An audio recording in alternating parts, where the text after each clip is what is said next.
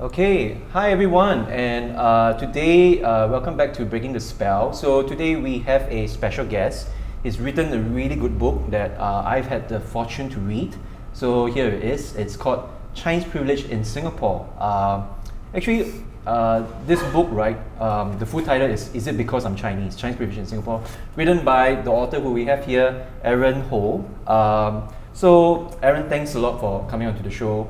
I really enjoyed this book, and as you know, this is a topic that has been so pertinent, so current in today's climate. And I do feel like aside from the news and obviously our Prime Minister talking about it, we really want to dive deeper into it, and it's fantastic that you've done us a service by writing this book. So the first thing I want to say about praising why I enjoyed your book, right, is because I think that to a lot of people out there, we have now even academics writing really popular books, right, on inequality and other social issues. And while I think that's a very good effort, sometimes I do find the language to be quite technical and quite dense for someone who doesn't come in with a humanities background. And what I did like about your book was that even though you combine the research and even some social theories into it, but I can read it like as if I didn't came out of a university understanding, Foucault or some of these other thinkers. So really for anyone who doesn't have that kind of background, Aaron's book is really accessible and really easy to read. So that's why I feel so much that it's good to have you on our show and to talk about it. So before we do that, right, I just want to read Aaron's bio. So Aaron has been teaching academic writing, literature, and media for 10 years. At a university level in 3 places, New York, Singapore, and India. Aaron's research interests actually revolve around intersection minority studies, so gender, race, disability, and sexuality, East and Southeast Asian cultures, and media studies. Your articles have been published in peer-reviewed journals and book collections. So Aaron, so our standard opening question, right, is that, when was the first time you felt something was not right in the world? Yeah.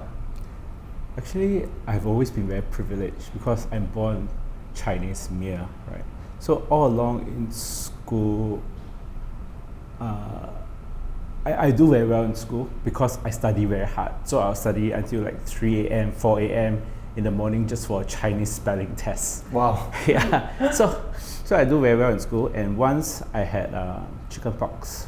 I didn't go to school for 2 weeks. Right. And then the day that I went back to school, there was a science test. So the teacher said, you don't have to take the science test because this is the first day that you came back.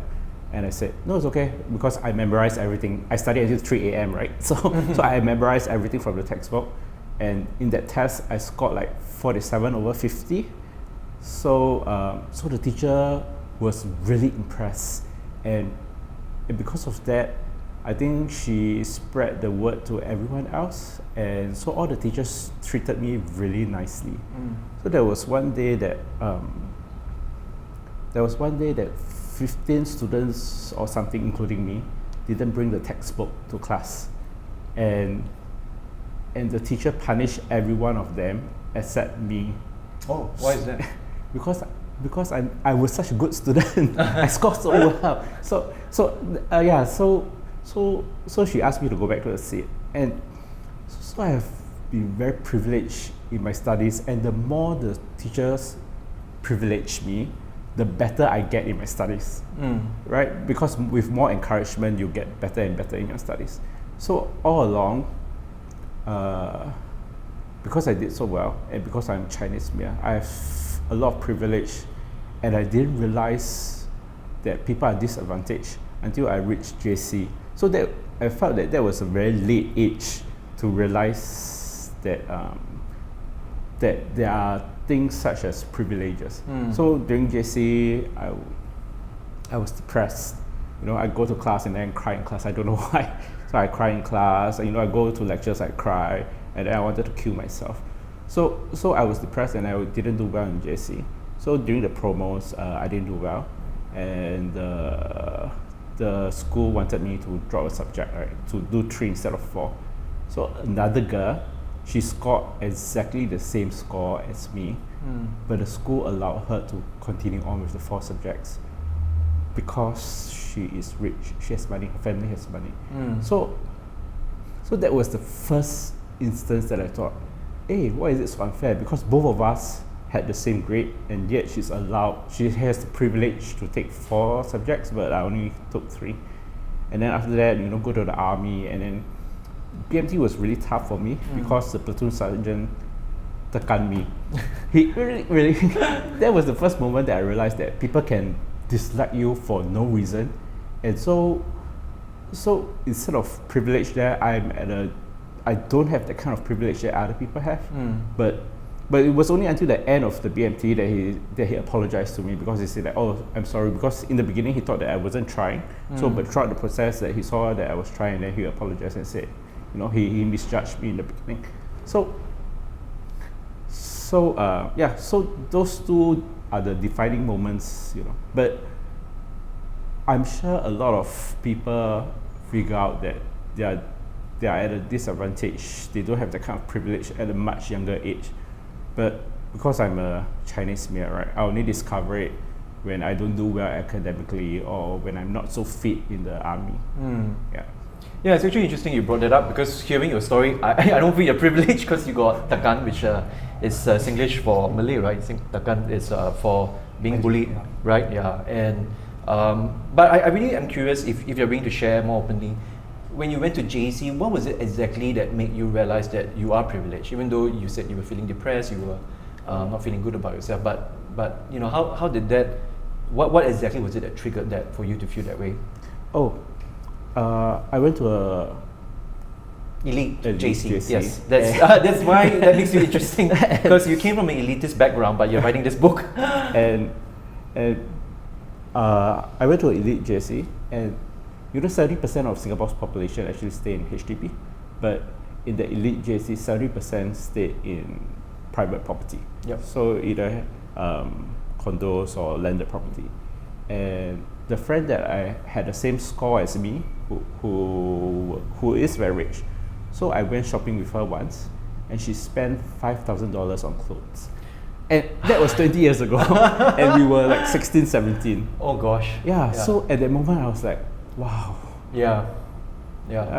So that was the moment that I realized that, in the elite JC, it's not because they are smarter, but they have privileges. Like, if you don't study well, you get sent to a tutor. So all my friends get sent to this famous physics tutor. So everyone goes to him there. So they come to class, and they don't pay attention to teacher at all. They have no need to pay attention to teacher, because they are already tutored by the physics tutor. So a lot of privileges. It's not about studying alone. It's not about meritocracy, but it's about the privileges you have that make you advance.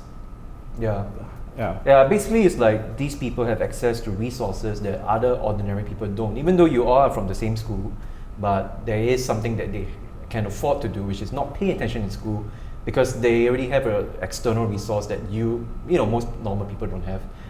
Santosh, I'm sure you got something to share, because you came from an elitist school, right? I'm sure. But I think for the sake of viewers, what I feel is it's about a level playing field. And in a level playing field, you want there to be not a disproportionate distribution of either enablers or obstacles throughout the entire cohort of students, for example. So I think it boils down to enablers and obstacles, and these enablers and obstacles are actually invisible. And what I feel is required is the vocabulary, the instruments to gauge and to make sense of it, and then the tools to deal with it. So those are like some things that came to my mind.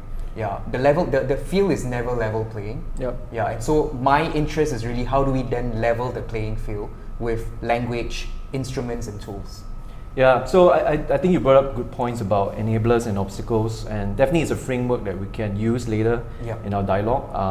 But before we get, and do remember that point, because we really can use this later on in our discussion. Just to go through our introduction as well. Then, before we get into the topic of this book, right? actually drove you to write about this? Yeah, because like I said, there really isn't. There has been discourse, obviously, but no one's actually sat down to write a full book, and you're the very first one. I would venture. So yeah.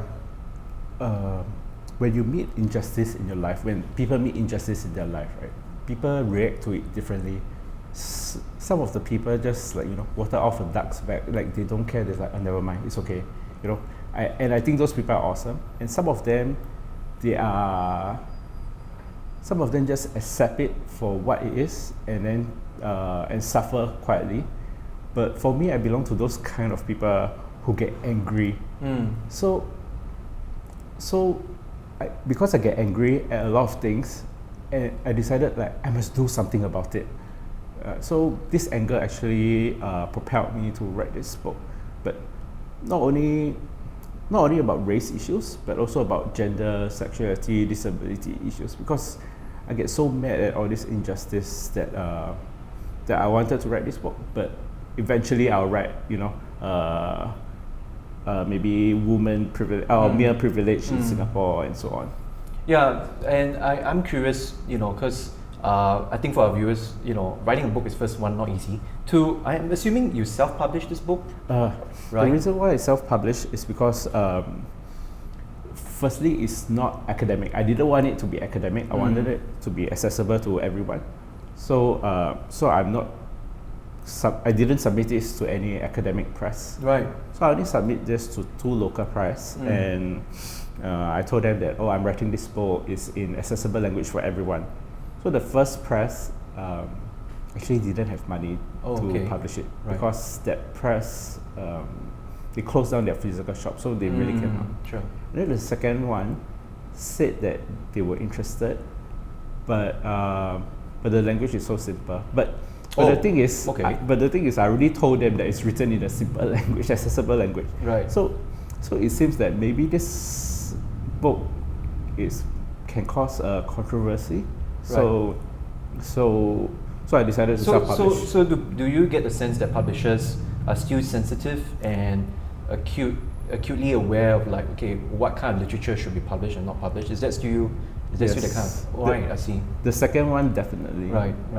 Yeah, I'm actually defending the book here, so I'm actually saying that actually because of the way that the book is written in such a simple and easy, understandable kind of way, I think that's the strength of the book. Yeah.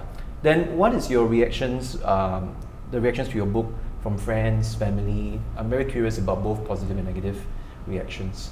My friends are very encouraging. Right. So they like the book, but I don't get, because I know that some people bought the book, but I didn't really get a feedback from them. Okay. Yeah. But in general, how do you see the people around you reacting to the idea of Chinese privilege? And we haven't even started talking about it yet, but just want to know reactions. Do they generally recognize it, or do they have a lot of problems trying to see this as a justifiable concept?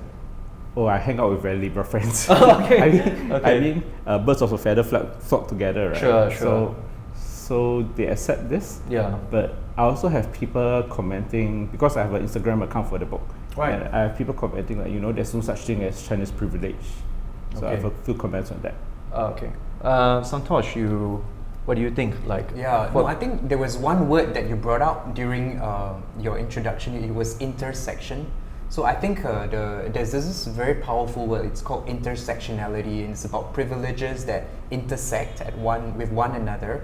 Or another way of looking at it, they stack up against upon one another. Yeah, and so you have then it makes for a more meaningful discourse. So you are saying privilege can stack up with both, not just race, but gender, a person's physical ability, socioeconomic class. Yeah, and so then it makes for a more rich conversation, because for me personally, the problem of inequality in Singapore is not just attributable to just race. It is maybe slightly more complex. It is intersectional privilege, for example. So that is something that can make for a more wholesome and holistic discussion, rather than just point it and pin the blame on just Chinese privilege. I think other forms of privilege that we need to acknowledge in our society. And there's another thing, like in addition to the metaphors of enablers and obstacles,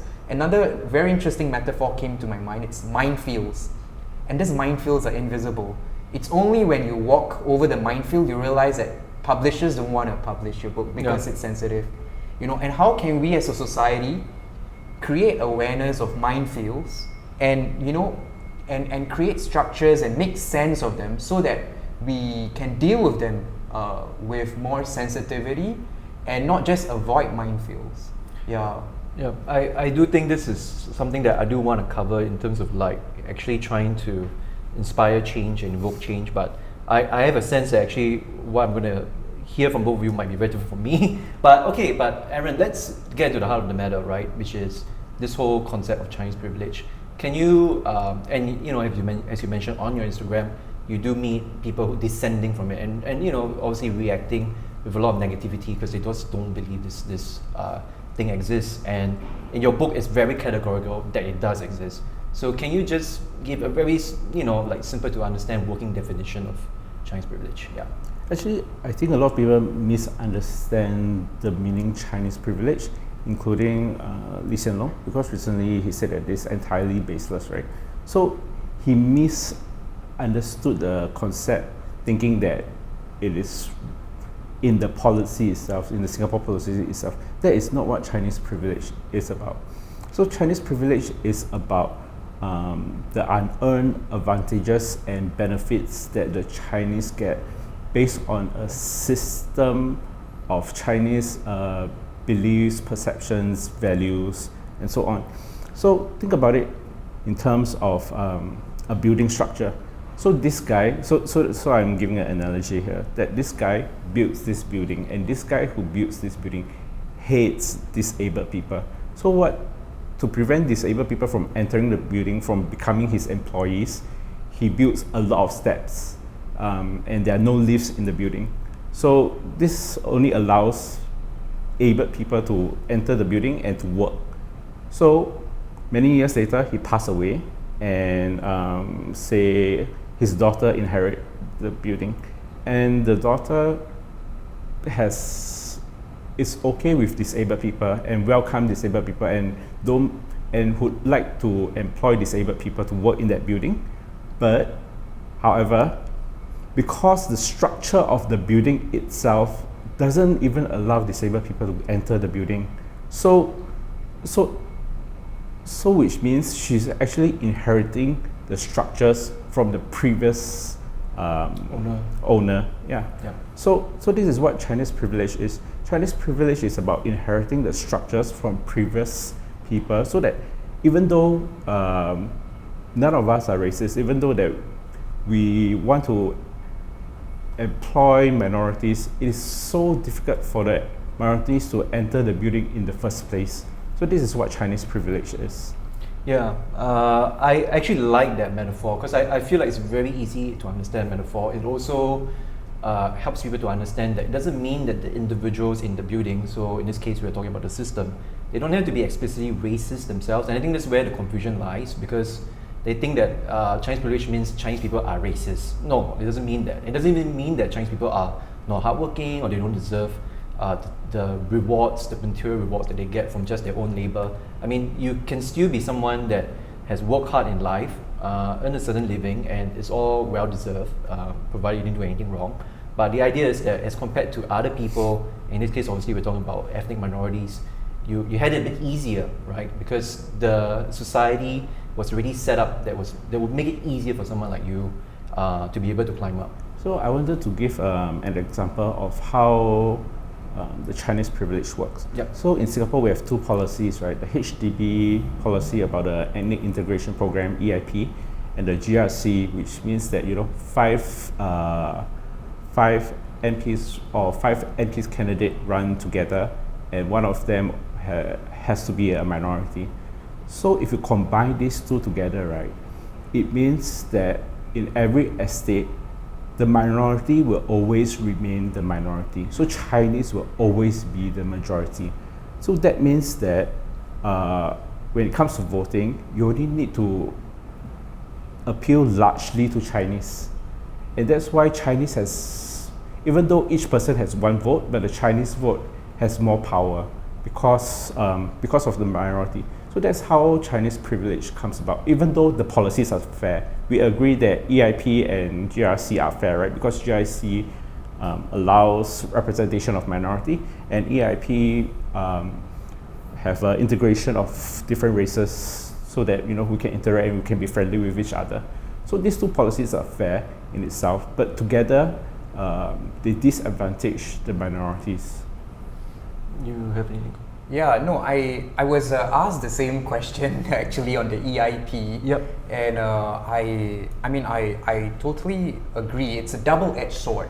Yeah, I think the intent behind it was to intermingle and intermix races and to prevent ethnic enclaves or concentration of ethnic groups in certain geographical regions of Singapore.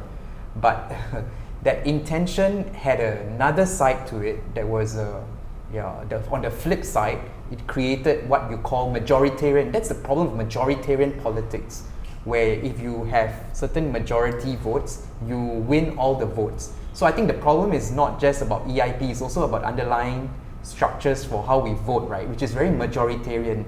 And I have a mentor who teaches me about this concept called centering the margins.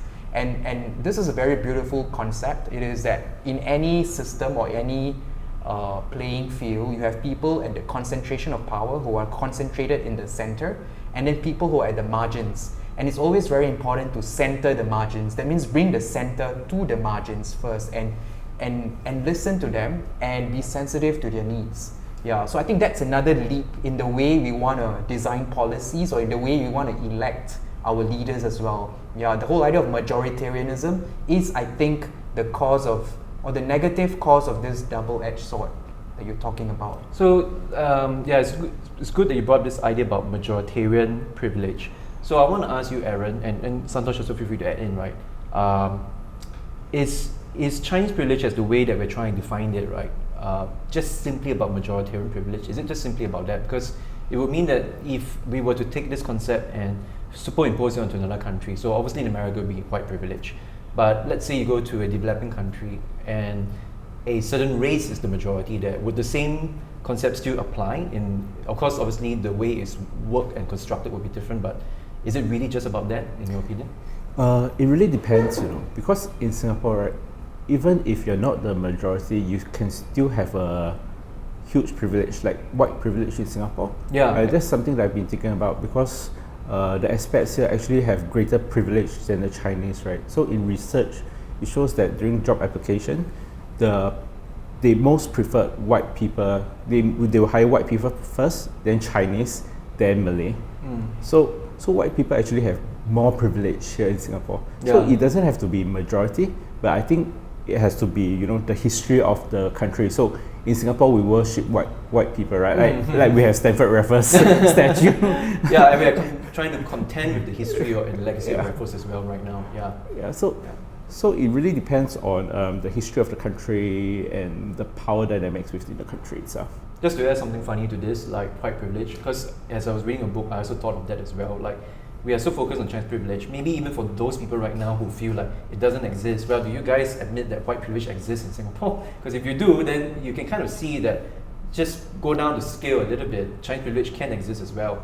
And just on the fun note, like even my partner would say, she wishes I was white and have blue eyes. So that's white privilege working against me. Santosh, what do you know? I think the book by Syed Hussein Alatas, The Myth of the Lazy Natives, comes to my mind. And this is inherited structural racism at its finest. When the British came, or the colonial masters came to Malaya, they saw the indigenous natives, and because they wanted indigenous natives to work on the cash crops for their own empires, and some indigenous natives were not wired or didn't have the inclinations as other races to be of benefit for the perpetuation of their privilege and power, they were then deemed or classified as lazy, where in fact they had many other talents that were not favorable or advantageous to the colonial masters. And so the colonial masters turned a blind eye to all the strengths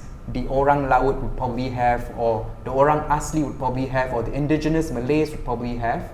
Yeah, and then just see the good in, let's say, the hardworking Chinese laborers who came all the way to Singapore to work on the fields, and then say you are lazy and then you are not lazy. And that myth has been inherited in the structures. It is very invisible and it's unconscious, and what we want to do is to make what is unconscious more conscious, by revisiting the text by Syed Hussein Alatas, or just understanding the whole colonial history of Singapore and how all of this was an attempt to perpetuate power and privilege for a certain colonial group of individuals vis-a-vis the natives and the indigenous, who had maybe many other gifts and talents that were actually not inherited along the way. So I think that is something very invisible. I wrote a chapter in the book about this also. How Chinese privilege started actually came from the British, because during that time Darwin wrote a book, right, on the origins of species, and people used that book to apply social Darwinism to justify colonialism. So they ranked the races. So obviously white is number one, right? And then in Singapore, Chinese will be the second, and Indians third, and Malay fourth. So they will say that, you know, they wanted to have plantations and they were mining in Singapore, and they couldn't find labor, like what you said, because the Malays didn't want to work. So because the Malays didn't want to work, the British called them lazy, and that's how this myth perpetuated.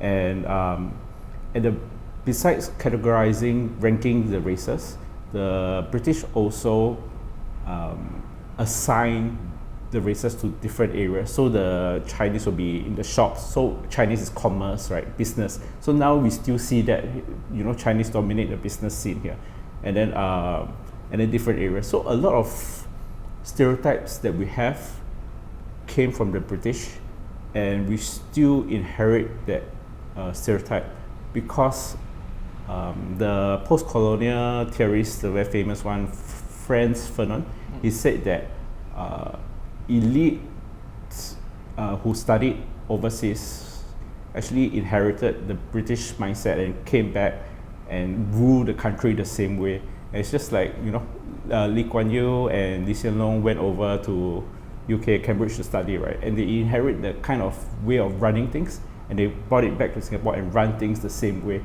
And that's why we are inheriting the structures from the building, what I say, right? The building structure from the British, but also that we are running it the same way, that we are not changing the building. We are not including more things in the building to make it more accessible for other people. Yeah, I do want to. So one of the good things about your book as well is that you drew a lot on Lee Kuan Yew and what he thought of, right? And to your very specific point, I even have it written down here that you had recorded that, you know, even Lee Kuan Yew thought that human beings or races can be treated like dogs, right? Like there are different types of dogs with different purposes, so you can look at races with the same kind of lens, right? And this race is good for this thing, this race is good for that thing. So, and one of the scarier things that you mentioned also is that how, due to this really decades-long kind of indoctrination, now even the ethnic minorities have internalized those kind of attitudes. So they may even start to look at themselves in that kind of negative light. I was curious about whether you have any ideas or suggestions about how you think people can break out of this? Actually, race is not biological, right? In the sense that you cannot, if I give you my DNA, you cannot tell what race I am. So you can only tell what race a person is when the person reports it themselves. So because of that, we keep telling stories about their race. So traditions, right? For example, tradition is one of the stories, one of the narratives that we keep telling. You know, we celebrate a certain tradition, and that's what makes you Chinese or Malay or Indian. But because these are stories that we tell ourselves, that we tell our children, and stories can change. So one great thing about it is to tell different stories. So for example, I think Keen on Channel 5 is telling a different story. Also, if you watch Shang-Chi recently, it's also, it's also telling a different story to counteract all these negative stereotypes and false stories about race. Yeah. Actually, Santosh, I want to get your point of view on my question as well, but it's funny you brought the Shang-Chi one, because I did want to bring it up as well, that not even just locally, on an international level, there's Chinese privilege right now. Because Shang-Chi is a Chinese hero. You don't have a Malay hero, you don't have an Indian hero from Marvel's cinematic universe yet.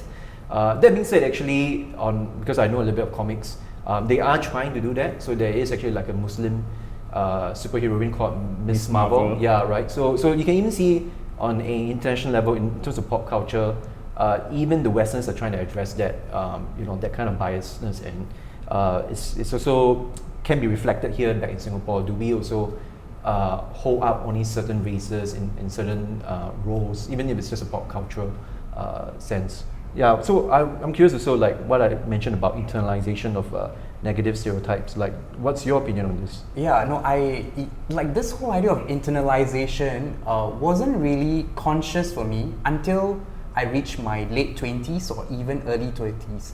So I cannot imagine for young Indians, right, who are growing up in a structurally racist society, to be even aware or conscious of what they are imbibing from the culture that is invisible to them, and it's somatic. So that means they are embodying and internalizing these feelings of inferiority very subconsciously from young. And it's only when you start to face what you say, this injustice, you have a wake-up call and you go deep within yourself and you probe and you ask yourself, like, where does this feeling of inferiority come when I'm with a group of ethnic majority, for example? Like, why do I feel that I need to wait until I'm the last one to speak and allow the ethnic majority to speak first? All of these are very subtle, subconscious internalizations that I myself don't have, again, vocabulary, instruments or gauges, assessment, and then tools to deal with. There is a great anti-racist writer in the US called Resmaa Menakem, who talks about this whole idea of somatic abolitionism. What he means is that black bodies are felt to be far denser, far more inhibited than white bodies. White bodies are freer, looser, and less inhibited. Yeah, and this is something that is already creating language and tools. So now when you put both people together, you will be able to sense if you have social sensitivity and equity, to know that one is feeling less comfortable and less free in his body as compared to someone else. Having even the language and the awareness and then the gauge, right, the social sensitivity. Oh, I can sense that this person is feeling left out, but this person is even oblivious to the internalization of inferiority. Yeah, and I want to then bring the person into the discussion and help heal the person. So I think what I'm interested in is, firstly, how do I heal somatically? Because a lot of this is embodied. Yeah, and Resmaa Menakem talks about this extensively. And how do we heal together as a society? Now, secondly, right, I think, where do I own my inferiority? To what extent do I ascribe it to the structure as being responsible for what I'm feeling? And to what extent do I take ownership and responsibility? Santosh, it's my perception I need to adjust. It's my own self-image of inferiority that I've imbibed. I think it takes two hands to clap.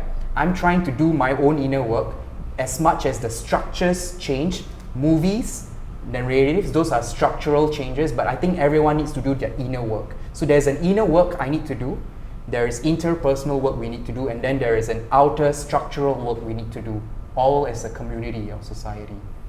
Yeah, actually, when you talk about inner work, right, and obviously you have your own way of doing it, and if I can characterize it, I guess I would say it's through meditation, through a lot more spiritual practice.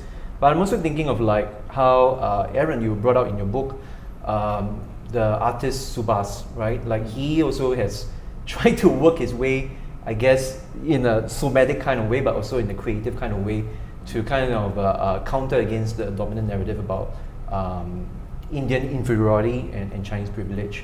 I mean, can you talk a little bit about that, like what you took from Subhash's, Yeah. you know, antics? Talking about the incident, I get very angry because it seems like, okay, so the incident happens when this Dennis Chew, a popular Mediacorp actor, actually did an ad. So they did, you know, as ad goes, they did like 4 different races, right?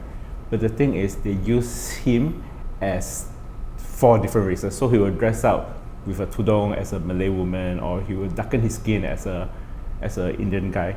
So Subhas actually and the sister reacted against this ad, and they have the right to react against Brownface, right? They were angry. Even I seeing the ad, I get angry. So they were angry. They reacted against it very creatively using a rap video, which the lyrics are funny and and amazing. It's well done, but yet they are the ones who are being punished. So I find it very curious, like, you know, why wasn't Dennis Chew or the ad agency being punished, but why were the minorities being punished here? So the ad agency actually gave a, can I say vulgarity? Yeah, go ahead. Actually, the ad agency gave a half-fuck apology, which is really terrible. And then, of course, the siblings had to spoof it.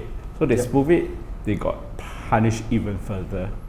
So double standards. Double standards, and also just for our viewers to know, in a previous video, if you look it up, where we did something on anger, this coincides so well with this topic, because I think I also brought up in that video as well, where we talk about public expressions of anger, there's also double standards and privilege, because certain people are allowed to be angry, certain people are not allowed to be angry.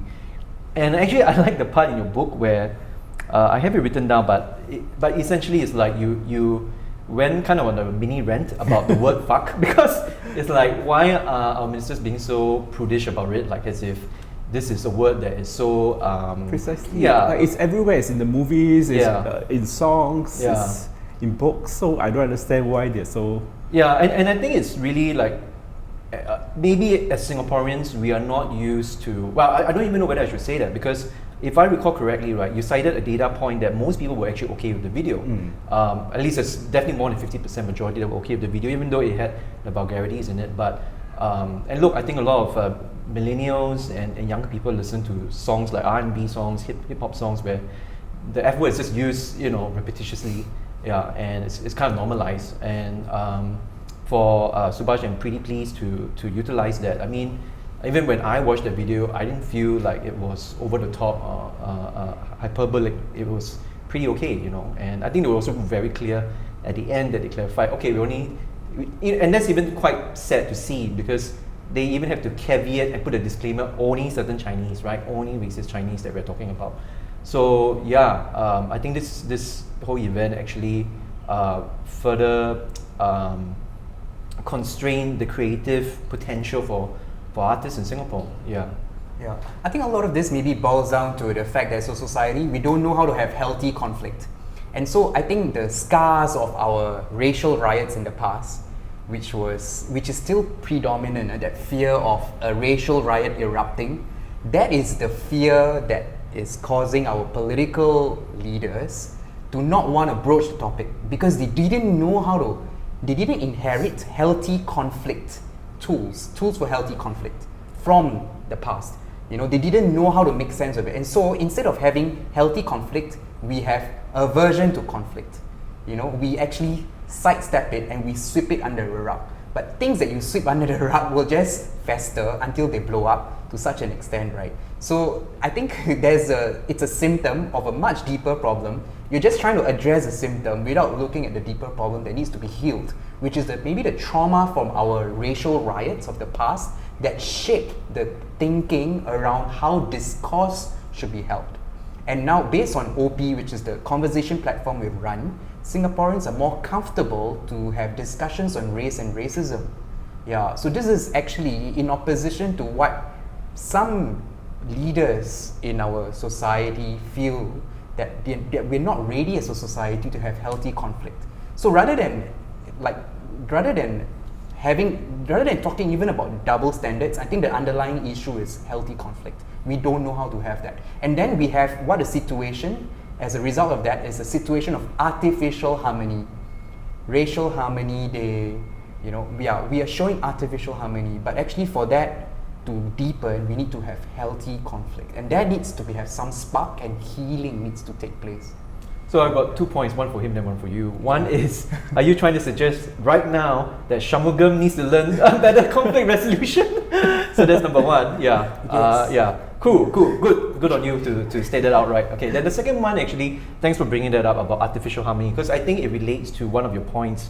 It's one of my questions for sure, which is this distinction between, in my notes, you wrote something about integration, and there was another word you were using, but essentially you were trying to say there is a difference between integration and something, representation, that's right.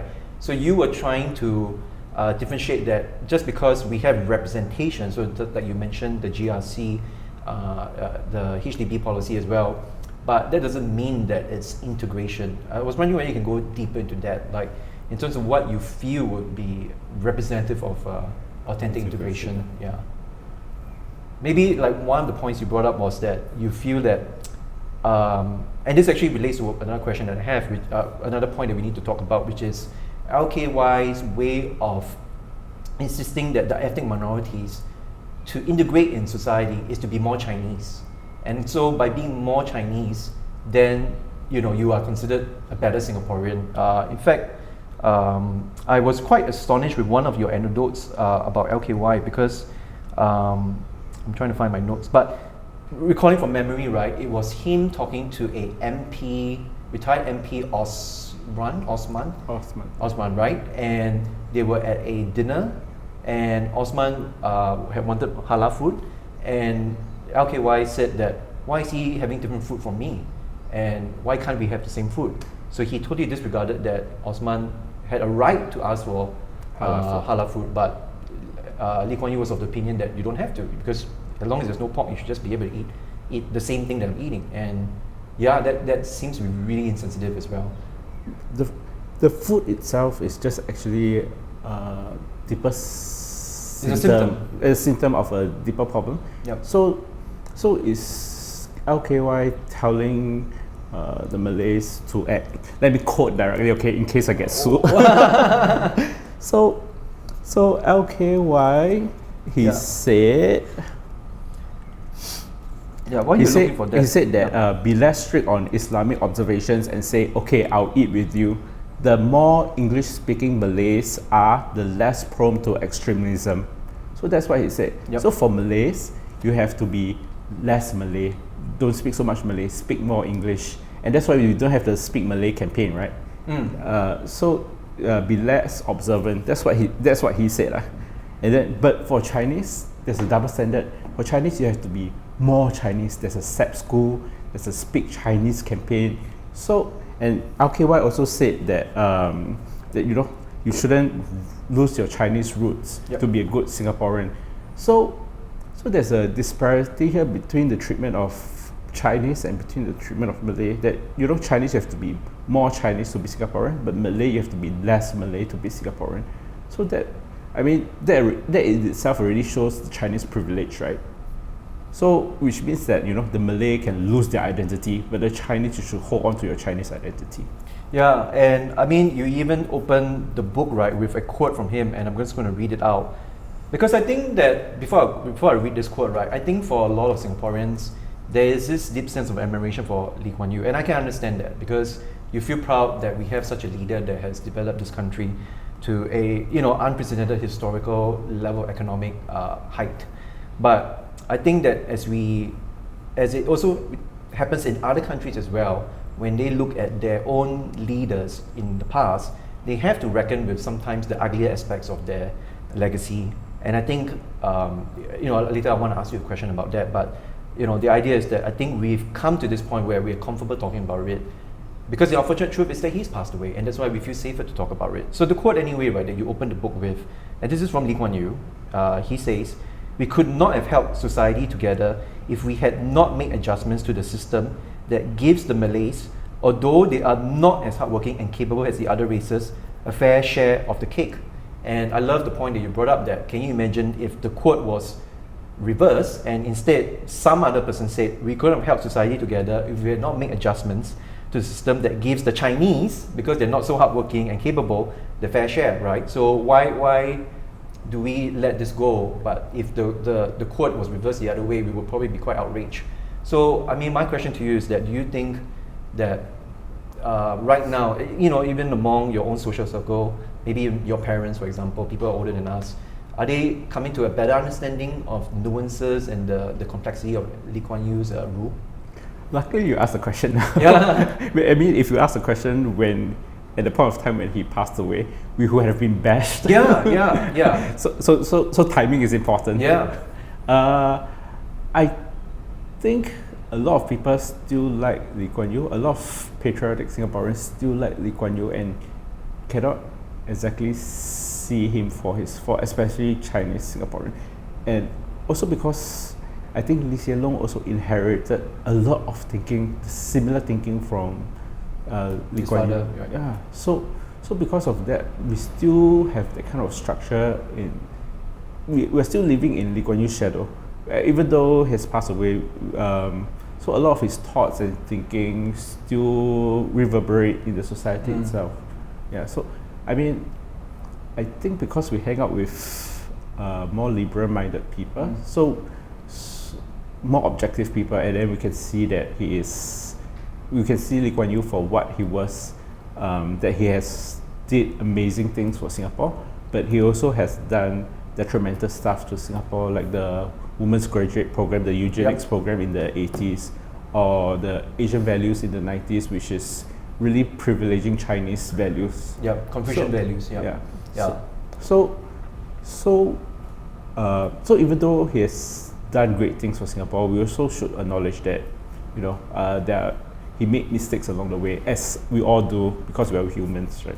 What do you feel about this? Yeah, I think I want to move to a phase in our development as a society where we can start to heal. I want to look at proactively what can we do to move things forward.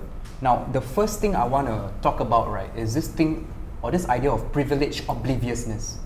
Lee Hsien Loong is oblivious to the privilege he has. So he's got multiple stacking privileges: wealthy, Chinese, male,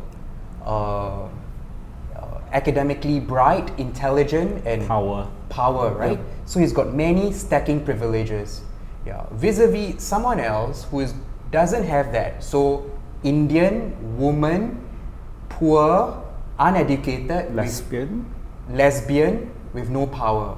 Now, when you bring both to a discussion, right, how do we now create a society where we call out this idea called privilege obliviousness, where Lee Hsien Loong does not understand or he's not even conscious of the privilege he has.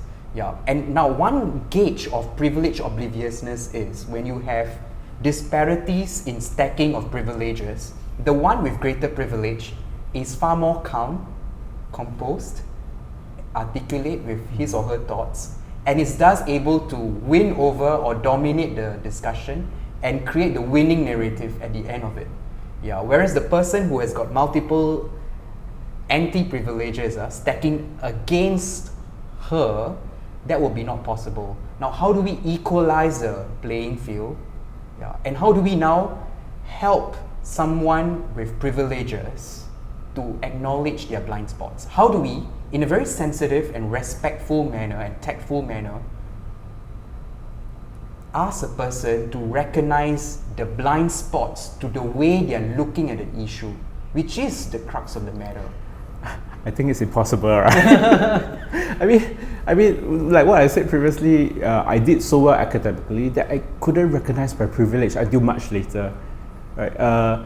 So when you are in a privileged position, you can never recognize that you're in a privileged position. It's like when you're happy, you can never recognize that in that moment you're happy, right? Only when you look back and then you decide that, oh, I was happy then. When I experience loss. Yeah, when you experience loss, if you have lose your privilege in one way or another. For example, if you are rich and then you lost your money and you became poor, so if you have lost your privilege in one way or another, you can see what sort of position that you stand. One theory people have, right, is then as a society, when you see things happening, right, between, like, you see what you call a differential of privileges taking place, a distance of privileges, right, we can then offer allyship and to equalize the playing field. That means to acknowledge that the person somatically and cognitively, emotionally is unable to spar at the same level as the person with privilege. And so you need to offer that support, the cognitive, emotional, spiritual, and whatever resource to level the playing field. So that's what we can do, which is called effective allyship from young. For sure. I mean, that goes into a sense of empathy, right? So if we are like gay, or if we are women, or if we are old or too young or whatever, and you experience a sense of loss of privilege, you know, that you lose to someone because of a certain aspect, and you can empathize. So from there, you can empathize with other people, you know. So for example, if the person is gay, and then because the person is disadvantaged because of that, that person may empathize with women, may empathize with disabled people, may empathize with other people. So when this whole group of minorities join together, they become powerful, right? Minorities should support minorities. Yeah, actually in your book, which we will talk about later, because I want to save that for last, because your last chapter really was essentially how can we help, right, to dismantle Chinese privilege, and how can we be a better ally to ethnic minorities. So I do want to go into that later on. There was something that you mentioned that I do want to talk about, which is privilege obliviousness. So I'm interested to hear from the both of you on this. Like, my opinion is that privileged people are not oblivious. I think they are pretty aware that they are privileged. There are, on the other hand though, a certain sector of people, and we should address this certain sector of people. So let me flesh it out. So for example, the reason why you have detractors, right, is because there is a subset of Chinese people who are not English educated, who are lower working class. And so when they hear this term Chinese privilege, they go, no, this term doesn't apply to me, I don't feel privileged. So in that sense, although we are on this topic about how they can still be more privileged than an ethnic minority who has even worse, as you say, obstacles, but they're oblivious to that they still have that little bit of an edge above other people. So that group I would consider, yes, a bit oblivious, but it's not such a central issue to make these people like their sins are not as grievous as the elites. Yeah. So the elites are the ones who have a lot of privilege. They have so much levers of power to actually change the system. So so my question actually basically for both of you is that, like, in that sense, right, because even from you, Aaron, I felt that in your book, right, you had one part where you said you had policy suggestions for PAP, but you said, I'm not going to talk about it. And I felt a bit disappointed, actually, because I felt like, why don't you want to talk about it? Because although we're going to talk about later the personal things we can do, but really on a micro level, what good is that? I mean, we can help some people, obviously, but we can't change institutions, we can't change policies. So shouldn't our power be used to amass to something bigger so that we can literally move leaders or institutions to change their minds? Yeah. So for both. For sure, we need a top-down approach. So, for example, the Yale NUS case now, right, which is very big. So the Yale NUS students are actually petitioning against this decision because it's a unilateral decision made by the NUS administration, right? And the students know nothing about it. So they're petitioning it, which is amazing because they're angry, right? And they're angry, they're pushing this petition, they're doing work against the administration. But at the end of the day, and I admire them, and I support them, and I think they are doing the right thing. Yep. But at the end of the day, it really depends on the administration, right? So no matter what, right, in Singapore itself, maybe in US it's a completely different thing, because in US, the administration values feedbacks and criticism. But in Singapore, right, no matter what, it's always the government, or always, the top. So, but the thing is, I mean, the reason why I wrote in the book that I don't want to give suggestions is because they don't listen. Like, you can start now. You can try now. Like, when has the feedback? When has the feedback actually worked? Like, for example, the casino. Most people said no to the casino, right? But they went ahead. Chewing gum, no, they went ahead. When has it ever held? Yeah, so it's interesting you mentioned this because I also mentioned it at one point in a previous video that, and it's the interview that we had with Ravi Filament, if I'm not wrong, where I said that I don't agree with the notion that the government necessarily always listens and concedes to what the majority want, because there have been instances where you should just mention that they didn't. But at the same time, I think it's important for us to maybe give alternative ideas, because I feel that eventually these ideas will seep into the popular consciousness, and people might then start to accept this idea. So to give a good idea, because we were talking about the ethnic integration policy, HDB, right? So I believe Sudhir, which is another academic, he's popped up suggestions about how you can change policy to make it more equitable for ethnic minorities, so that when they sell their houses, they wouldn't be necessarily losing out. So I mean, if you had a suggestion, I really think it's good to at least try to give it an airing, because it will pop up somewhere, to me. My major suggestion is, what is it called? Hold on. Yeah, sure, no worries. Yeah, you wrote a big book, so. Because because I actually have a list of your own suggestions, and all of it at the end is really about how we can be a better ally, and so I'm just curious to probe your mind about if you could be in government, for example, right, and you really had some power to change something. It can be a small thing or a big thing, but what would you like to change? I want to change so many things. Sure. Does one come to mind right now? Education-wise, SEP school should accept minorities, because SEP school actually has a lot more funding and is a lot more prestigious. So if SEP school accepts minority and implement Malay and Indian languages in the school, that would be great. Employment-wise, anti-discrimination laws. And that goes for housing also. But one major thing that I think that they should have is... Which particular area are you thinking of? Is it education, housing? It's an overarching... social policy, CMIO model? Oh yes, that we should eradicate also, but not that. What is it called? Hold on. Yep, Give me a minute. No worries. Affirmative action. Oh, right. Yeah. So our president Halima is in because of the reserve presidency, right? Yes. And so a lot of people say that, this is not meritocracy. Meritocracy is, all races should compete for it, right? But the government insists that no, this is meritocracy.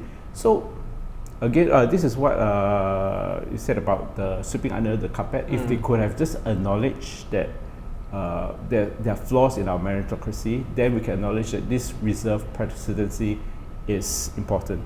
So Halima said that she doesn't want to call it affirmative action, because if she calls it, she says that you don't qualify, you go in. So that's her definition of affirmative action.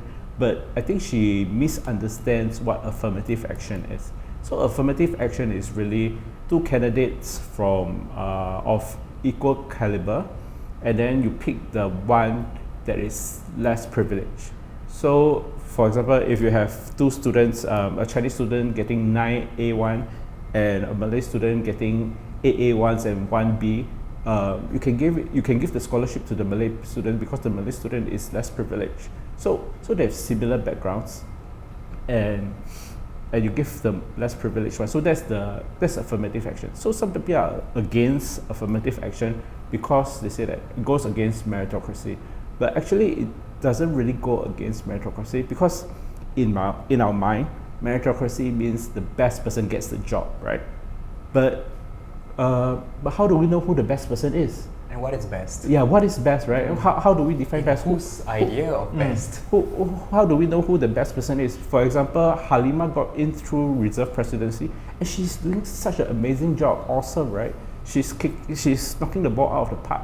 So when we hire someone, or when we give a scholarship to someone, we always like to give people who are similar to us, and that's why a lot of scholarship holders are Chinese.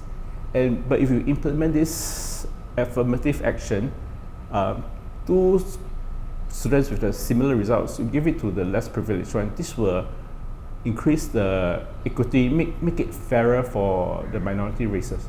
So affirmative action is the one huge thing that should cover across all areas, employment, housing, Yep. you know. Yeah, I want to hang on to that point, but because you provide so much data that I want to recite, because I think this kind of data really affirms the existence of Chinese privilege. I'll talk about that later, but Santosh, I want you to address what I just mentioned about the political potential between, sure, the individual efforts, but also collective and policy level efforts. So, like I mentioned, don't you think that beyond just helping each other out somatically, emotionally, but something bigger needs to happen as well? I totally agree. Now, with regards to AA, right, affirmative action, it needs to be also authentic and sincere, because on one hand, it can be, if it's a manipulator behind the scenes manipulating AA, then it will become tokenism. It becomes tokenistic, because someone at the back still wants to hold the controls and wants to have an appearance of minority representation or affirmative action when it's not really affirmative action in the spirit of it. So I think that's one very important thing, right? And authenticity and sensitivity or genuine regard is very important. Now, with regards to I think this is where I've been thinking about this for quite some time, right? I think I've come to realize that it's very important to understand the psychological manipulator's toolbox. What I mean by that, right? A person who's manipulating from a position of power to someone else who is not in a position of power, right, uses certain things, and you need to be very wary of that. Yeah, like gaslighting techniques. One, which is silence. So if an uproar like what happened in Yale NUS happens, right, and then people start to congregate and they say this is not fair, what the manipulator will do is silent treatment. Now, what silent treatment is doing, right, is they want to exhaust your will to express what your grievances are about. They want you to exhaust it to the point where you give up. Yeah, and that's a very powerful position, which is to use silence as a tool. That's a manipulator. Another one, right, is to say that anger is not allowed. You're angry, and so you're not thinking straight and thinking right. When, in our previous show, when we talked about anger is, when interpreted in another way, it's an expression of a violation of my, healthy expression of a violation of my boundaries. Yeah. So now the manipulator in the handbook, right? We need to study what the handbook is. Like CIA has all of this, like psychological manipulation tactics, and we need to have the vocabulary to call out. Oh, you're using silence. You're actually minimizing my anger.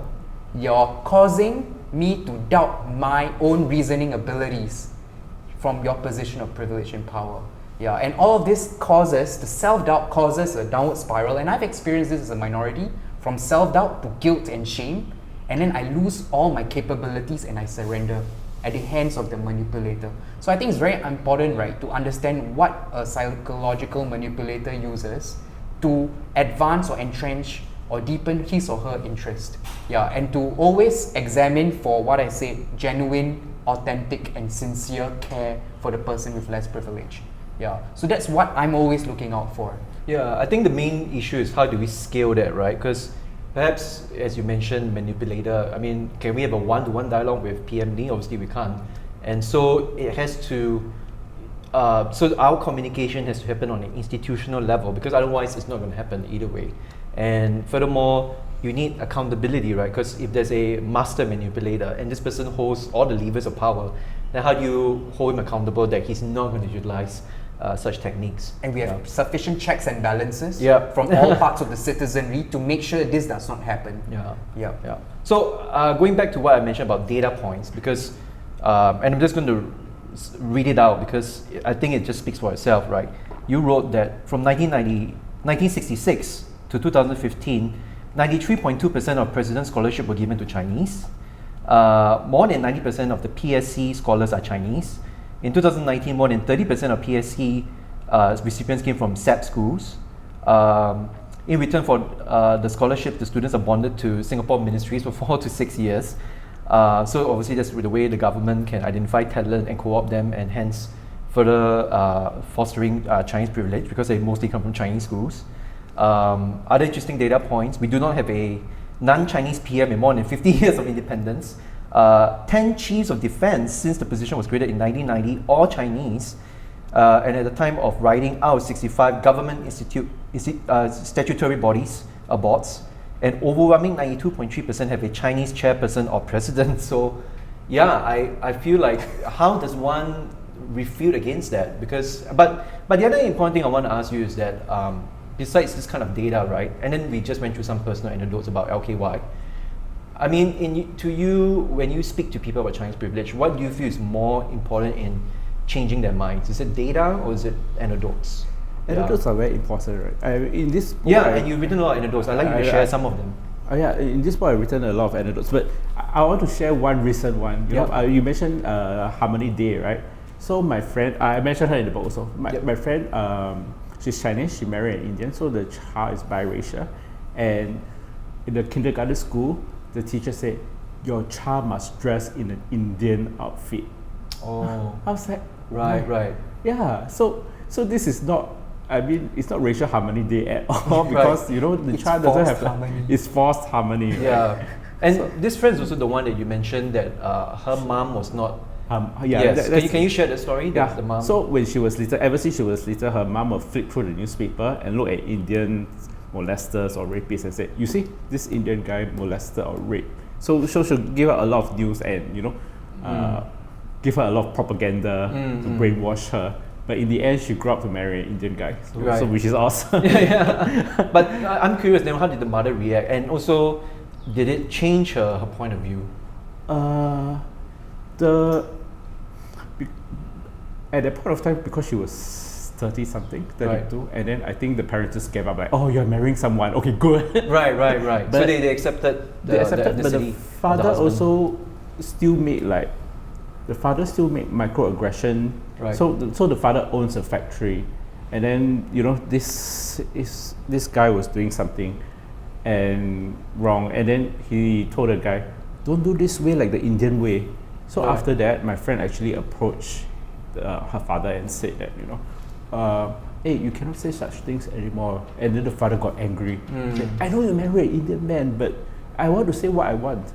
So there's still a lot of privilege in making microaggressive comments or racist comments.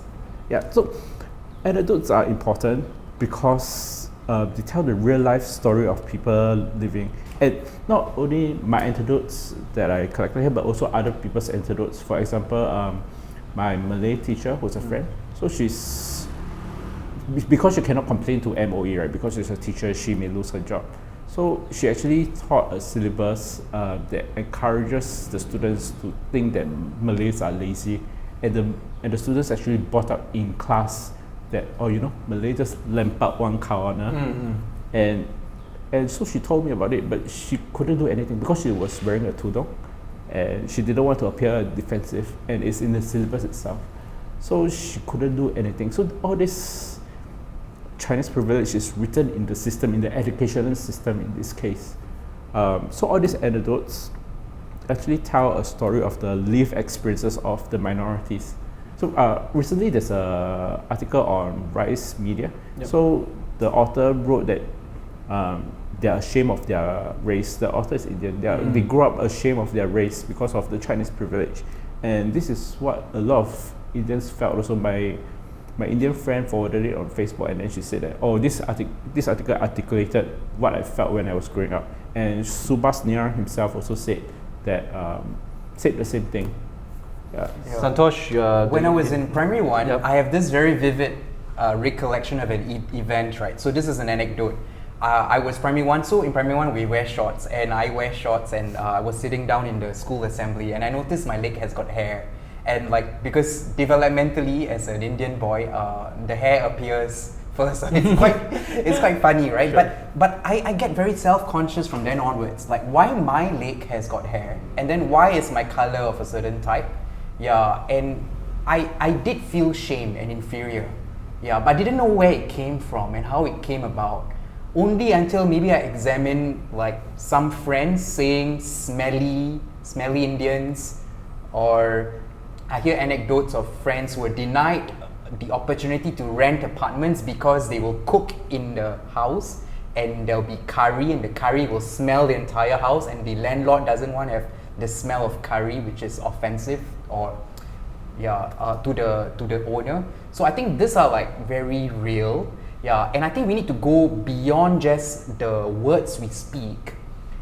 In animal species, you have class differences which are passed on through embodiment. So when an ape of a lower class approaches the alpha female or male with the child, right? So I'm approaching the alpha of the tribe and I'm holding the hand of my child. I am transferring my constriction, which is the way I'm bowing down and the way I'm subjugating myself to the alpha of the person of the higher class. I'm transferring that non-verbally but subconsciously into the mind of the child. So a lot of this, right, is in the realm of the non-verbals and in the realm of the subconscious. So it's not just about being conscious about the words you're speaking and the narratives that you're having, which is telling you stories, right? I think it's new embodied practices of moving freely and ensuring that people are addressing one another on an equal standing. Yeah, because children take a lot of these signals, non-verbal signals, very readily and very subconsciously. And I think we're not even aware of the amount of transference and the amount of social learnings children are going through. Yeah, and I think that needs to be put out in the conscience realm a bit more. Yeah, so that's, I think, one area of research I would like to dive deeper into. Yeah.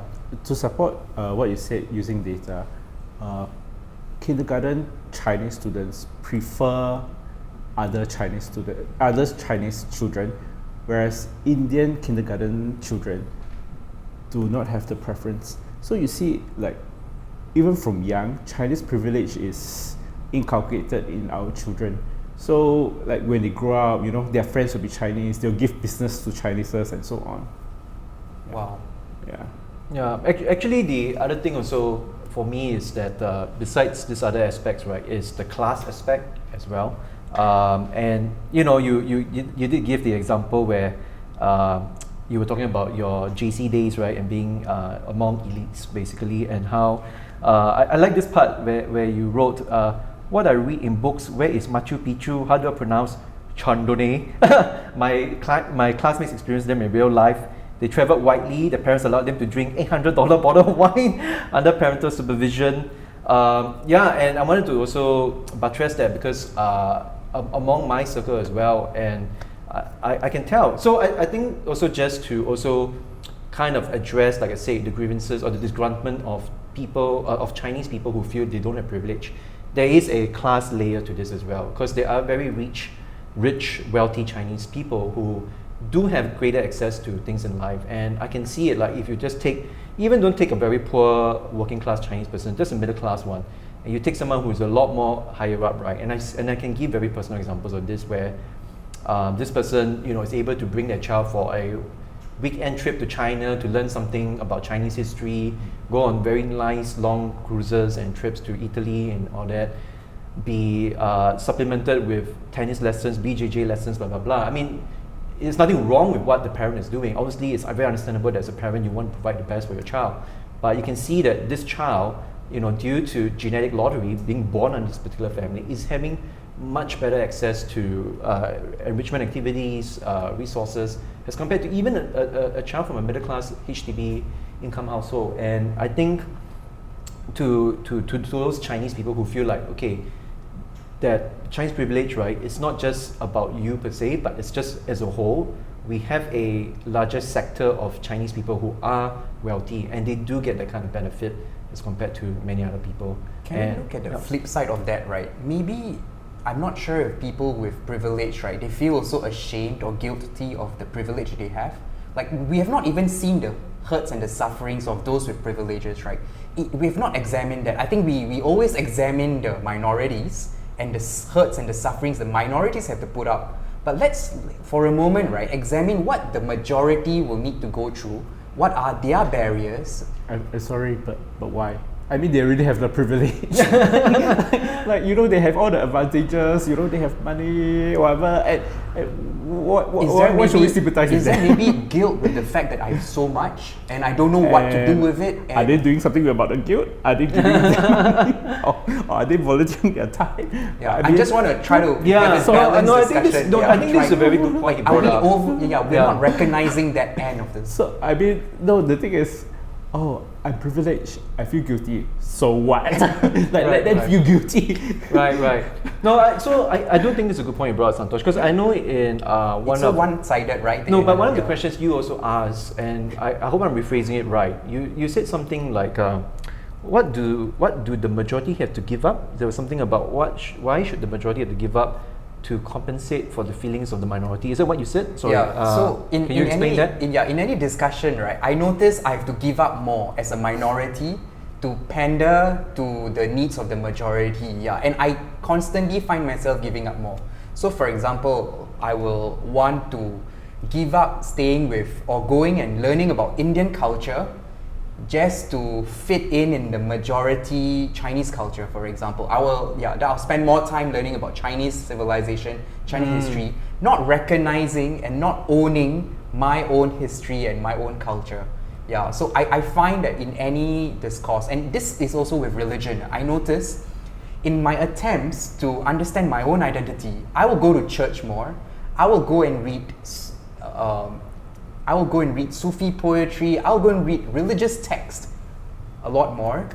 And when I go to a congregation of the majority or a religion which is considered quite significant in Singapore, they don't do as much to go and understand the religion of the minority. Yeah, so I think I always find it that, but I'm not saying this applies to all of the minorities. Yeah, and all of the majority as well. There are people, I have a lot of good friends from majority race who give up their privileges and who actually take pains and troubles to understand what is it like to be a minority as well. Yep. So it's not really a racial thing as well. It's a lot about the person's individual humanity, which is not, you can't attribute that humanity within a person to want to be sensitive to another race. Just to the color or to the ethnicity of the person. But I also want to add that even though maybe your Chinese friends actually go and learn about minority culture and so on, and they are liberal, they believe in racial equality, they hire minorities and so on, they are still existing in Chinese privilege because you can never escape it if you are Chinese. It's a structure that you cannot escape. So it's a system itself. It's not about the person, but about the system. So regardless whether how much the Chinese person did, the Chinese person still has privilege. Fascinating. Yeah, I'd like you to work with me on this, Aaron, because even though I'm meeting you for the first time today, but I do sense that first thing, I didn't go to an elite JC, right? And I consider myself not privileged at all. Okay, I mean I had a good family, but my sister was the one that was very privileged, went to Hwa Chong and Oxford and all that, but I just go to normal neighborhood school, polytechnic. I'm just a working class person right now, right? So I no way do I consider myself privileged, but nevertheless, I think you and me being Chinese, we still stand by the idea that our peers do benefit, and we are not saying that by calling this out, right, that we want to how do I put it, like destroy our Chineseness, or we're saying that we shouldn't be proud to be Chinese. And furthermore, I even question what does it mean to be Chinese, right? Because if we are going to, in this session right now, we're going to say there is nothing special about being Chinese. A Malay or an Indian person can be just as hardworking as a Chinese. Then what really is that uniqueness to the Chinese, right? To the Chinese culture or value. And I think we have to find a lot more neutral words for this, in defining our identity, which is something you brought up in the last part of your book, that we can be proud to be Chinese, but not proud in the very Ku Klux Klan or racist kind of way, but in a way that which I like to think, right? You mentioned Shang-Chi, right? Shang-Chi is a superhero. It's a superhero that fights for justice. Why can't we be that kind of Chinese, right? To fight for justice and equality. I mean, why can't we live up to those kind of values instead of trying to hold on to privilege and feel like this elitist status is something that belongs to the Chinese? I mean, one of the caveats that I wrote in my book is that I'm not demonizing Chinese because I myself is Chinese. I just find that there's injustice and inequality done to other Singaporeans. I identify with Singaporeans. So because I'm a Singaporean, I want other Singaporeans to do well too. So this book is not about putting down Chinese, but it's about making Singapore a fairer place. So I like to think about it as a street full of restaurants. So you may think that, oh, it's so competitive, right? If other restaurants don't do well and then you do well, that's the best thing. But that's not true, because if this street, that every restaurant does well, more people will come. It will attract more and more people. So for example, Chinese restaurant, Malay restaurant, Indian restaurant. So all of us can thrive together. Don't think about it in terms of like, I'm giving out Chinese privilege. Why should I give up Chinese privilege? My children should have that kind of privilege, right? To do better in school so that they can do better in school, do better in life. Don't think about it that way, but think about it as a street of restaurants attracting more people, doing more business. So if we can cooperate together among the races, even getting rid of CMIO completely, we can actually do better for Singapore. Actually, it's funny you brought this analogy up. So just as a side note, right, before today, right, I tried to go on YouTube to look up Chinese privilege, like, put it in the search bar. And there was one video, and it was what do you want to call it? Like a person who was trying to refute the idea of Chinese privilege. And one of his arguments was that, when you go to a Singapore hawker, right, there's Chinese food, right, but there's Malay food and Indian food. So how can you say there's Chinese privilege? Because if it's Chinese privilege, then everything should be Chinese food. So you can see how some people are using that kind of argument to insist that there isn't Chinese privilege. How would you address that? But if you go to a hawker center, most of the food are Chinese, right? Malay and Indians, maybe they have 2 stores, 3 stores. So that in itself is privilege, right? Because Chinese have so many choices. Consumer choice is geared towards. You have so many choices, but the Malays, they can only eat from that one store every day. So isn't that Chinese privilege? Right. I want the both of you to address this because I think this is a very important theme also in this debate, right? So as you mentioned with what Prime Minister Lee said, right, there isn't Chinese privilege, but the majority should still be sensitive to the voices and and to the needs of the minority. So and then just to also support that, right, sometimes, like I said, when I did the YouTube search, I noticed videos where Singaporeans would try to say that there isn't Chinese privilege because Chinese people are also very friendly to Malay and Indian people, and I feel they misconstrued that. It's not about being friendly, but it also goes back to what you said about somatic, emotional and cognitive support, because what I worry is that then people would take those words and say, no, it's just about being nice and friendly to each other, ma. If I'm nice and friendly to you, why you complain, right? So I want to hear from the both of you, like whether you think this is a sufficient defense, that it's just about friendly relations. Yeah. Why don't you go first? I think, I wish that every moment when I was growing up, right, I was able to share my feelings without fear of reprisal. I think that was very important because every time if I was hurt, right, I actually swallowed it and I pushed it down my system. Yeah, when I'm hurt, right, all I want is to express how hurt I am so that the other person is made aware of the fact that they are not conscious of something they did, and I'm just making them more conscious of the hurt and harms that they had probably caused to me. Yeah, I think for me, what I will want to do is, and there are tools and techniques, right? Non-violent communication is expressing your hurts and harms, and also the request you're making of other people. And I didn't have that tool or that ability. But it's so sad that when a minority voice out that concern, they are actually being punished, like Alvin Saad and Preeti and Subhas. Absolutely. So they're being punished for voicing out concerns. And that actually so maybe again, back to me as a minority, I express my hurt, then I get punished, right? What happens? I doubt myself, I have shame, I have guilt, then I bury it. Next time I feel hurt, I keep quiet, I internalize it, and I don't talk about it anymore. Yeah, so this goes into one of the points you made, right? So I want to address that because he brought it up. So I'm quoting from your list, which is at the end, about how individuals can take action. When the minorities share their stories, listen to them. Do not be angry even if they spout vulgarities or make sweeping statements. Don't pressurize them to issue a public apology or report them to police or charge them. Right? Your indignation is genuine, and sure, maybe sometimes they may express their anger in ways that are not very calming and reassuring. But the idea is that, to like what you just said, if we still reprimand you for it, then we've actually lived up to the word, to the concept of Chinese privilege, because now we're privileged to even punish you, even when you disagree or you voice your disagreements. Yeah, but yeah, going back to what I said, can you please address whether it's simply a matter of like building better friendships? Is this what we are?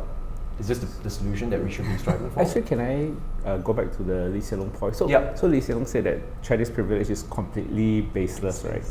But he implement policies now. He's implementing policies now to address equality. So I don't really understand.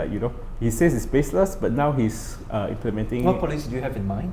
He's implementing anti-discrimination laws in employment, and also the tudong one. So now nurses are allowed to wear tudong, but police officers are still not allowed. Yeah, sorry, the tudong one is such a good example you brought up, because in your book you also chronicled a history of one Malay MP. Sorry, the name escapes me right now. Fazil, right? So Workers' Party. Yes, Fuzzy, right? So he actually tried in 2000. What was it? 2011 or before that? But so there was one specific year where he tried to bring up minority issues, and he was actually reprimanded or shut down by his own PAP colleagues to not bring it up in the public forum and to actually do it behind closed doors. And how can you not say that's an example of privilege? Yeah, because it's so confusing. I mean, non-privilege. You elect GRCs for minorities MP so that they can speak out about their issues in Parliament, and yet when he spoke out in Parliament, he actually got shot down. Yeah. So there's really a contradiction in terms there. Yeah. So there's also this other point that you brought up, which also relates to my focus on class, because you also mentioned that when it comes to migrant workers, even Chinese migrant workers get better pay than South Asian migrant workers. Simply because they are Chinese. The quotas are more relaxed as well. Yeah. The quotas, employment quotas. Yeah. There's this researcher who went around interviewing the managers, asking why do Chinese construction workers get more paid? And then the managers actually didn't give a satisfactory answer. Simply because they are Chinese, they get higher pay. So, I mean, our Chinese privilege in Singapore is so prevalent and so strong that it can affect migrant workers. And COVID has really shown us how badly we treated our migrant workers, especially Indians. So right now they have been in their hostel for 2 years, and they cannot go out, and they cannot, have facilities. So every day they work. So I wonder, how can any human being actually stand that kind of stress? Yeah, actually, I also wondered whether you work from home, right? Or you? We did. I'm with an NGO, the Art of Living Foundation, and we've been delivering mental health and wellness lessons via Zoom to our migrant brothers. Yeah, we've even had personal contact with them, but I can tell you it's not humane. It's definitely not humane, and our heart goes out to them, and we see that they are treated like caged animals. They're a different species altogether as a human species in Singapore. Are the Indian ones treated differently from the Chinese ones? Yeah, I'm curious about that. In our classes, we only have people with Tamil speaking, Bangla speaking, Bengali speaking. Very few turn up for the Chinese ones, but I don't think it's a matter of race at all. I think it's the clearer distinction is between migrant workers and citizens. That is the bigger issue. Yeah, because I have gone to Tampines Dormitory once to do a mindfulness, wellness and relaxation class, and we have had Chinese people. We saw them, but they didn't want to attend the class. Yeah, but I can tell you that it's not about the race itself. It's definitely about two different species treated differently in our society, migrant species and local species, for example. Yeah, so it goes back to what you said about intersection, right? Because you can have migrant versus local, then Chinese versus ethnic minority. You can even say laborer versus capitalist, right? And so you can stack on even more and more layers of like where that kind of discrimination or oppression can lie. Yeah. Aaron, I have a couple of last questions. One of my actually, do you have something you want to ask? Yeah, because I've been leading. No, but it's okay. But I loved your analogy of the street with the different food stalls and restaurants. When you say that, right, I came to realize actually this whole discussion on privilege is again a symptom of something deeper, which is a culture that's competitive, combative, and based on comparisons. Yeah, I feel like there's an underlying root cause as well. Yeah, if we had a culture of solidarity that is not zero sum but positive sum. Yeah, so I think it's the competitive culture that pits us against one another that reinforces the racial privilege of one versus another. So we cannot address the Chinese privilege issue without addressing the culture of competition, comparison, or combativeness. And it pained to me when you told me about your story and how you compared yourself with your sister, right? Who went through this and that and all. Why did we downplay everything that you went through and upplay what she had when we didn't upplay everything that you benefited from your experience? Because in Singapore, there are certain models of success and pathways to success that we value versus others. Why aren't we valuing what strengths and gifts and talents that already are there inherent within you, and the experiences and exposures you have and the pathways you've had? Why aren't we up-valuing that? Why are we trying to address it from a perspective of reducing the privileges? Why not up-level the hidden gifts and talents and privileges that you have that your sister does not have? So that's actually the idea or the culture of comparison. What you talked about is, in your analogy, it's the competition, right? So if all the restaurants assisted one another and there was a healthy fusion of different meals and one restaurant helping to market for another restaurant, then you have an inflow of many more people. Yeah. So I think those are like some underlying issues to talk about that interconnect or intersect with the idea of privilege. I also want to give talking about the restaurant analogy, I want to give an example, real life example of Thailand, because Thailand for centuries they have a lot of migrants, right? At one point in time, there were more Chinese in Bangkok than there were Thais. So Thailand is a very welcoming place, and how they define their citizens is regardless of race. So you can be white, you can be Chinese, any descendant from Chinese, descendant from white, or descendant from Thai, regardless of your skin color, as long as you speak Thai, they consider you as their citizen. So that's so amazing to me, because they see beyond race. They actually have a unifying language, and they help each other. So they don't judge you whether you are descended from Chinese or whether you're descended from the white people. So they judge you based on your capabilities and the language that you're speaking. It's funny you mentioned Thailand, because I have a personal friend, childhood friend of mine. There was one point in his life where he was really enamored and in love with Thailand, and I asked him why, because he kept trying to go to Thailand whenever he had free time. He said, the Thai people love me, as in he can be there as a complete stranger, doesn't know Thai. But and he had a really funny parable or expression. He said, when a Thai person smiles at you, he's trying to make a friend. When a Singaporean smiles at you, he's trying to sell you insurance. And there's that cultural characteristic. Of course, I don't know how empirical you can measure this, but it's definitely something that, for someone like him, he managed to discern and could kind of read. Yeah. So actually, it's great that you brought that up, because I think, for anyone who's interested in this question, right, how do we transgress and move to a better society? We may have to look at other places and sort of model off that, because somehow you can find maybe real life examples of people and societies where they do try to overcome that question. And at the same time, we have to ask ourselves also, are we closer to that model, or are we, you know, far off the spectrum? Yeah. And actually, that is another thing that I have a contention with, right? Which is Singapore always wants to benchmark herself to another country. So she will go and look for best practices and models of development outside, and then benchmark and try to meet up. That comes from a space of insecurity. Why not value what you already have within first? Your indigenous roots, your Orang Asli, your Orang Laut.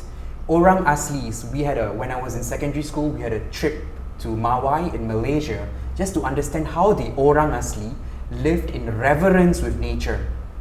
And so this was a regenerative, sustainable economy and ecosystem they had created that gave them ample nutrition, shelter, and all other needs, and that allowed them to also live in harmony with environment. Now, with the colonial masters coming in and us adopting another model of development and growth that is superior than what we already had to begin with, which was the Orang Asli's regenerative economy and culture, that now the whole world is moving towards. We need to now see, so that comes from a space of insecurity. We need to see what we already have and value that, our historical roots. Only now I'm going back to my Indian roots, understanding the scriptures of ancient Indian civilization.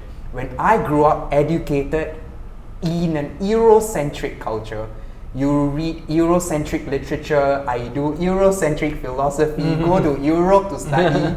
Now I'm making an entire U-turn and trying to understand the indigenous roots that I have, which is so beautiful. And so what I want to do is to uplift that and to see that Singapore has got so much beautiful things that we're not even valuing.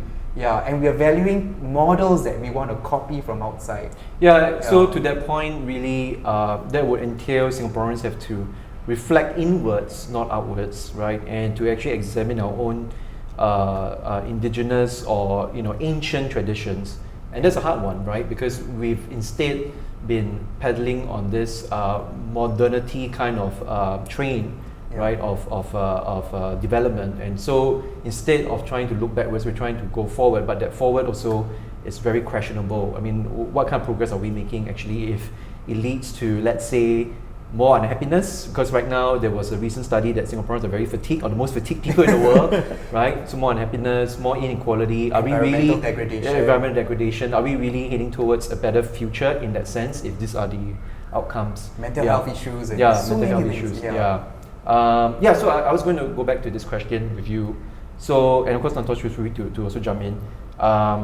Which is, okay, so this is a very sensitive question, but I do want to ask it because I would like to be very honest. Do you feel like some people are too far gone? Okay, the reason why I coined that word is because, like in America, there's some people who are just so white supremacist and so racist that it's very hard to convert them, right? So that's the word for them, like they're too far gone. It's really, really hard to try to get them to change their mind and to even like be proponents of equality and justice. So what I'm curious about is that, do you feel like there are people like that that are just too difficult to work with, and is there even any utility to trying to engage with them? For sure, there are people like that. Recently, there was a case, right, of a Chinese man scolding vulgarities at a minority. So is this the one with the Polytechnic lecturer? Oh, no, this is another one. But but the Polytechnic lecturer is the also Polytechnic the lecturer. case. Let's go back to that later, because actually he kind of did a return, like on social media, an apology. But let's talk about that later. But go on with your story. So, I feel like okay. So a lot of times when people give racist rants, right? So for example, like Amy Chong, remember? So she said that the Malay weddings hall at void decks are very noisy, and then you only pay like $20 or something. So then I think she was working for NTUC, if I'm not wrong, or someplace, and then they fired her. So every time we have a racist person doing a rant, right, the companies fire the person. But what can that achieve? Because wouldn't that make the person more racist? Like if you're racist and you're punished for being racist, that will make you more rebellious and more racist. So there are lots of ways that you can handle a racist, that a company can handle a racist employee, send the person to be educated to minority events, to courses, to university courses, and you have to change the mindset of the person instead of just punishing the person. Maybe demote the person instead of firing the person. Right. So you do think that there are lines that you shouldn't cross because it might escalate or even backfire the racist incident or the racist person at hand. Yeah, and I think firing the person should be the last resort. Right. How about you? Yeah, I think no, this is quite complex. So only a hurt person can hurt others. Yeah. So actually, you want to address behind every victimizer or person who's causing hurt, there's a victim crying for help. Every attacked is actually a sign or cry for help. Yeah. So it's really going deeper into the wounds of the person that made the person become a victimizer or that cause, because a lot of this is unintentional and unconscious. No one does things in a very conscious, okay, maybe I'll take that back. So I think it's really about addressing that. Yeah, reading the skepticism on my face. No, just go ahead. Yeah, no. And I think what you mentioned, right, is beautiful because, again, in addition to the culture of competition, combativeness, and comparison, we have a culture of punitive justice. We have a justice system that punishes, but it's not restorative. It's not transformative. Yeah. So I think it's really shifting also the justice system, and from young, right? If a child starts to hurl racist abuse, you shouldn't be punishing the child. You should be like, hey, what made you think that way? To the poly lecturer who said that, right? Like, hey, in a spirit of genuine curious inquiry, like what made you think that way? And through a genuine spirit of inquiry, do that. The light bulb switches from within. Change begins from within. I think that's, but if you have something that is enforced from outside, social pressure, a law, go to jail, or discrimination law, outside in change seldom lasts, inside out tends to last longer. Yeah, so that's my take on it. But I think you need a mix of both. But I think anti-discrimination law is definitely necessary. It's necessary. Because opinions don't change people, but laws do. Think about it. Like in the 1960s, it is illegal for a white person to marry a black person. And then they make it legal. And so there's a progress towards racial equality. Also in Taiwan, because they make gay marriage legal, and gay people there are gaining more and more equality. So recently, in the Olympics, the two Taiwanese badminton players won, right? And a lot of netizens just tell them, oh, both of them should get married to each other, two guys. So both of them should get married to each other. So it's a joke. But even their sponsor, official bank of in Taiwan, even the bank itself asked them, both of you should get married. So as a form of joke. But it's the laws have to change for mindsets to change. So laws are really important. So I guess this just go into like how, like you mentioned, that there is this new law that's coming into place, this Maintenance of Religious Harmony Act, if I'm not wrong. So and it's trying to go along the lines as you mentioned, something more restorative instead of punitive. And I do agree. I do think that perhaps we need to learn how to moderate our responses to racist incidents. And incidentally, for myself, like when the incident of the racist lecturer came up, going back to that case study, right? Like I get it. It's very egregious. It's very public. But honestly, I'm not very concerned about him because he's such a small actor in this, realm this structure of racism. He is a teacher, so that is definitely concerning. He's a byproduct of the and the underlying environment. Right.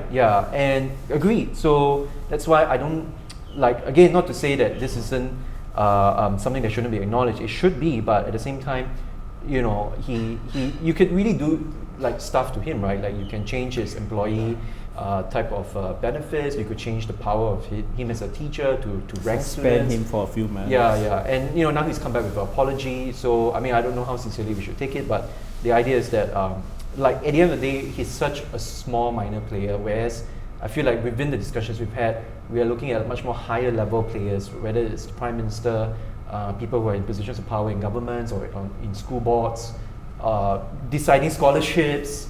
I think these are the people we need to be more mindful of. And so going back to your elaboration about how you want to you were saying something about maybe people may be hurt inside, but they're not consciously trying to project hurt. I mean, I actually do disagree, because the reason why is that certainly not everyone, I understand that, and certainly there are some people like the lady that was really seems mental because she was videoing ethnic minorities on the public transport, and then she was, like ranting about them and venting about them, and she looked a little off, for lack of a better word. But what about people who clearly do want a Chinese majority, right? And this is my question actually to the viewers, not necessarily for both of you, because I know how you answer it. But my question to you is that if you don't believe in Chinese privilege, if you don't believe in Chinese privilege, then are you willing to accept a Singapore that is majority Malay or Indian and Chinese are the minority? Will you accept a PAP party or a ruling party that is 60-70% ethnic minorities? So if you cannot say yes to that, then you do recognize there's something you want about Chinese privilege and majority. Yeah. So when you say people who want Chinese majority in Singapore, right, you mean the government, right? Yeah, whether it is that or whether it is, which is something that always popped up from time to time, which is, do we want an ethnic minority PM? And well, if it seems true that Singaporeans do want an ethnic minority PM, why aren't we getting that? Why don't have a reserve PM run for ethnic minority, right? So Yeah.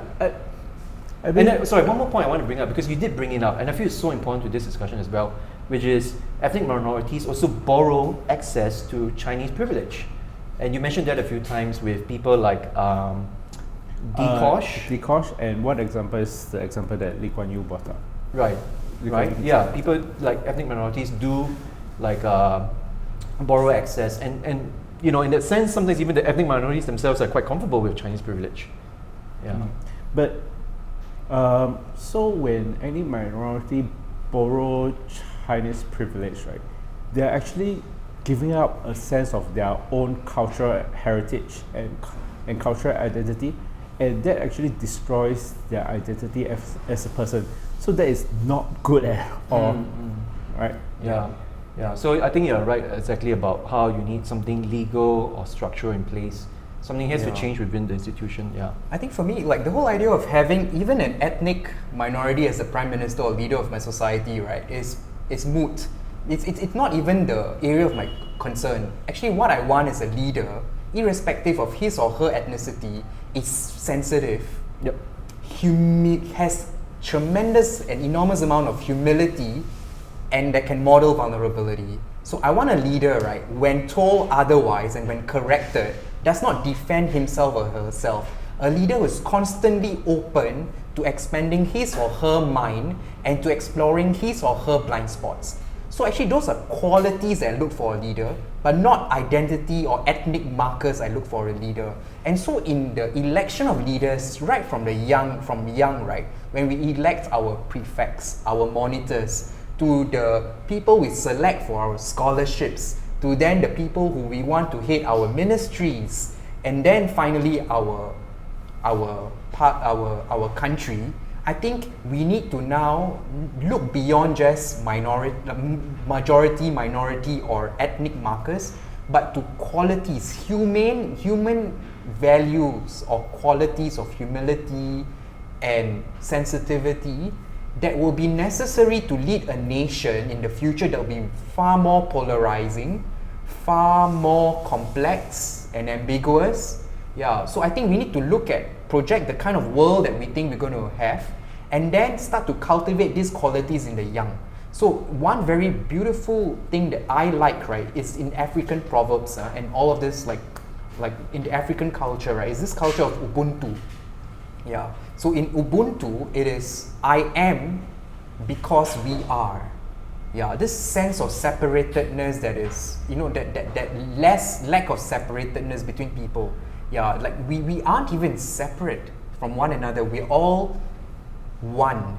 And there's this shared sense of unity. That is something I want to cultivate in the young. And then the young will elect a leader they feel comfortable, who has got the qualities that will unite people, and that has that's fair and that's humble.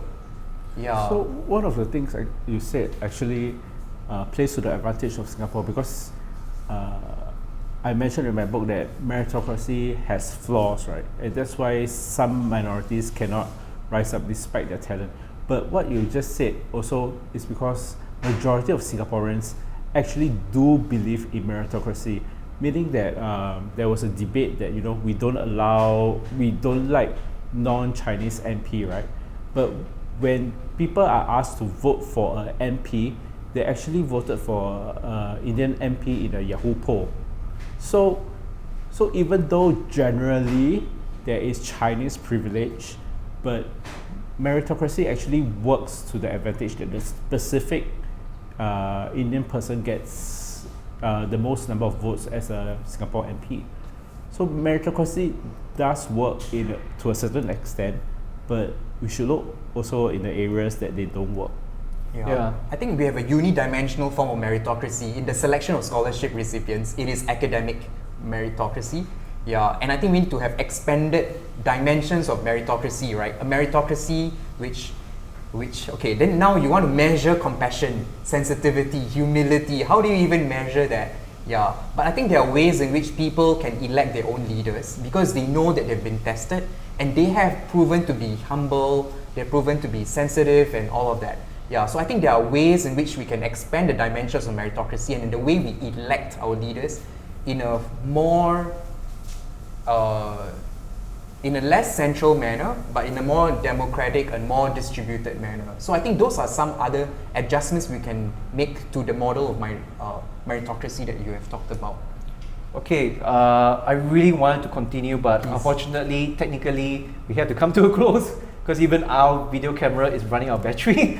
But Aaron, thanks so much for being on this show today and for talking so much at length and discussing with us this whole mission. I had such a fun time. Yeah. So I really wish that we had more time to go into other stuff also that you work on. But I just have to come to a close. So I just want to do one very quick thing about myself, which is to share something personal because we were talking about anecdotes and data. And look, I myself have like a couple of ethnic minority friends, and when Brownface happened, when all these things that came out in public discourse, I started to have them actually cry in front of me, talk to me about their personal events in their life. An ex-colleague who I was not even very close to, like when she posted on her social media about how she felt discriminated in her years of working in the civil service where we knew each other. Even I reached out to her and said, I never knew you had those experiences. And, this goes into the heart of your last chapter, which is, I think, really we all can do our part to listen to each other and to be an ally. And and just, I encourage everyone really, because I don't have the time to finish everything here, but he has like 10 points or so where you can really learn from this and learn to be a better Chinese person in helping with justice and equality. Aaron, any last words before we come to a close? Okay, thanks so much. And just to show that this is the book. And actually, Aaron, where can people buy this book? And where can they find you? Yeah. You can buy it on Amazon, and I also imported 10 copies in myself. So if you can look for it on Instagram, Chinese Privilege Book, you will find this. Okay, cool. Thanks very much again, and Santosh, thanks for hosting with me today. So thanks everyone, and hope you enjoyed listening to us.